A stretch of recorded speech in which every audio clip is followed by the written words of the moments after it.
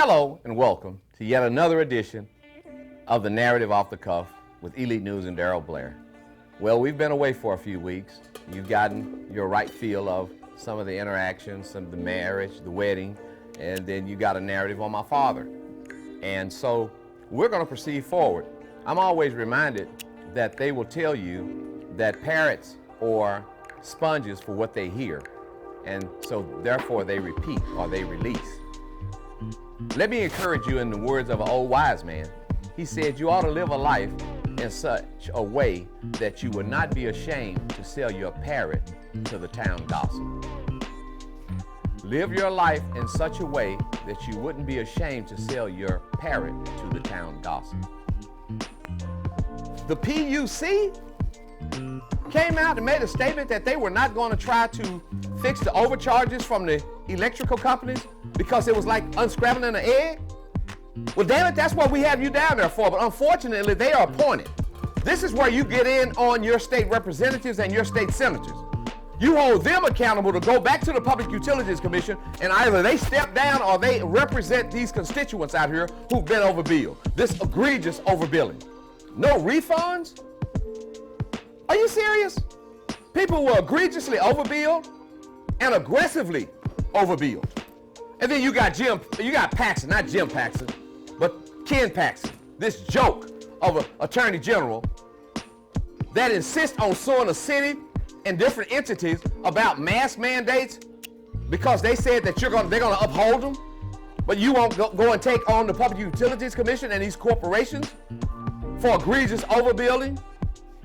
Shame on you. And shame on you as a voter if you're not holding your elected officials responsible. See how we always learn about things after it's too late? They tell us how important our vote is. We just don't recognize how golden it is. We have to know some other things about the value of our vote. When we go to these polls to vote, know what this particular representative and or the like can do for us or in representation of us. Not individually, but collectively. This is bad. You better start paying attention to what you do with your vote. That's what you better do. Next thing I want to talk about is the Royals. I don't give a damn about what goes on over there with them. I don't care about the Royals. I don't understand how people get caught up on what goes on in Britain. If they were so advanced and they were so to be acknowledged and so acclaimed, look at every one of those Brits' teeth. They don't have good dental care over there in that country. So they're not that advanced. Certainly they don't have good morals and character. Look at what has happened over there. I'm going to tell you something that my wife said to me. What's understood don't have to be explained. What's understood don't have to be explained. You understood what was going on with the Royals over there, and it don't have to be explained what's going on now. They don't want that in their lineage, but they don't know. Black is already in their lineage. Ask the Queen. Ask about our mama. Ask about our mammy. Since you want to talk about it, let me blackface that. Ask about our mammy. They got some black in their lineage, in their DNA. You can't hide it. You can hide it in them days, but in these days, with all this advanced technology, social media, all this advanced medicine and research, oh, they're going to find that. They're going to go back and dig up some of them pterodactyl bones and tell you who's what and where and from where. It's bad, man. Next thing I want to talk about, and we're going to get on down the road. Speaking of getting down the road, have you ever gone down to Martin Luther King? Have you ever looked at one of the icons of our business mantle here in the city of Dallas? The ninth largest city in terms of African-American leadership and growth. The Black Chamber of Commerce right there next to the Martin Luther King Center. What about business? What about your business? Black Chamber? You can't be an advocate if you're not a participant. How can you be an advocate for economic growth, homeowners, and all of these things, business loans and PPE and all these other things that you talk about, small business administration? When the optics are bad, man, look at that building. Homeless people don't sleep there, they store their clothes there. They don't even want to sleep at the building on the outside. It's bad, man. And let me preface what I just said by saying this. The president over there is a fine young man. That's my nephew and I love him. But there has to be a challenge to the overall management of the chamber. That's bad optics. Talked to a bank the other day about participating with Juneteenth. First thing they tell me is about what they're doing with the Black Chamber. And my thing was, the Black Chamber is not the greatest advocate in our community for us. Go look at the building. One of the main streets in Dallas for African Americans, and look at that eyesore. It's an egregious statement about proactive business. It's a counter statement. Look at it for yourself. I'm not trying to beat nobody up. I'm simply pointing out what's being seen. And then I want to go to the next thing and talk about candidates. People who are running for office. Everybody out there who's a voter, if you're allowed to vote, if you have a voter's registration card or you're a registered voter, let's say that. Do not let these candidates come and purport to you what they campaign managers. I'm so doggone sick and tired of hearing people talk about, well, let me check my campaign manager. You get your damn campaign manager to go down there and be a representative on the city council, because if their narrative is more important than the narrative of the constituents, and you hide behind a campaign manager, then we won't get you in office. You don't need to be. So my next deal is to go and point out all of the campaigns that have been run and being represented by a campaign manager.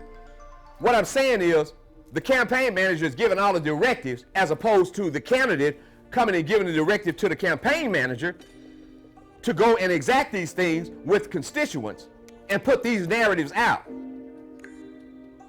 Hiding behind no doggone campaign manager. That's sad, man.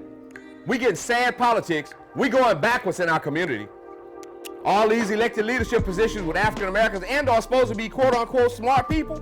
You mean to tell me you can't get two smart people in the room to recognize that if you running for office, you be the front, you be the decision maker in your campaign? The manager is to go work on all those other moving parts, bringing signage and post-it and all that kind of stuff in the community, bringing community groups together to meet with you and get your narrative or get their narrative, but not the campaign manager's narrative. I'm going to point out those who are being run by their campaign managers. That's telling you that they're not running their campaign. That's the candidate that is. Woo, a lot to catch up on. Having said that, campaign managers and candidates, which one you voting for? You can't vote for both. You got to vote for one or the other. That's what's going to happen. Now we come to that wonderful festive celebration called Juneteenth. June 19th, 2021 is coming, it's approaching. We're not in the fixing stages, we're in the closeout stages. Yeah, it's that good, that far along, and yeah, it's coming around that quick. It's the inaugural Juneteenth Festival and Celebration. We got Life Jennings. He's gonna be our headline act that closes out the free concert. Yes, free concert. That's a bunch of local acts. We're working with the Dallas Summer Musicals. We're working with Dallas Summer Musicals. We're working with Dallas Arts and Cultures. Then, of course, you just have Ordinary Entertainers. Then we have Southern Soul Network that's going to come out there and be part of this. They're helping put on this show. We're so grateful for them. We also have the Car and Bike Show that's going to take place. You have the Negro League exhibit that's going to be on display. You also have the original document, encased document, over with Dallas Historical Society of the Emancipation Proclamation brought in by General Granger in Galveston that now resides here in Dallas out at the State Fair Park. We have an international hair show that will take place with this as well. That's a new component that we've added. The International Hair Show. And then again, I have to repeat the free concert with Life Jennings and a bunch of other headline acts that's going to come aboard. And then we close off that Monday, June 21st at 9 a.m. We tee off at the Golf Club of Dallas. Yes, that's a black-owned golf course that's owned by Oak Cliff Bible Fellowship, the church, and led by none other than the illustrious Dr. Tony Evans. We're going to put it on. We want y'all to come out and celebrate with us. Call our office or go to dfwjuneteenthcelebration.com, get online and get registered, or call the Elite News, get registered. Or go to Elite News Dallas and register. We got booths that are going, we got march entries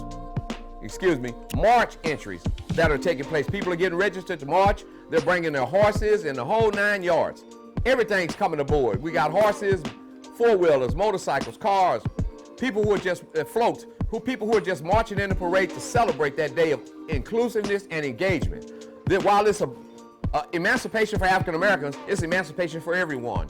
It's an eclectic celebration to say to this country and say that we're all here together. While one may have been free, we've all been freed collectively. Yes, we have.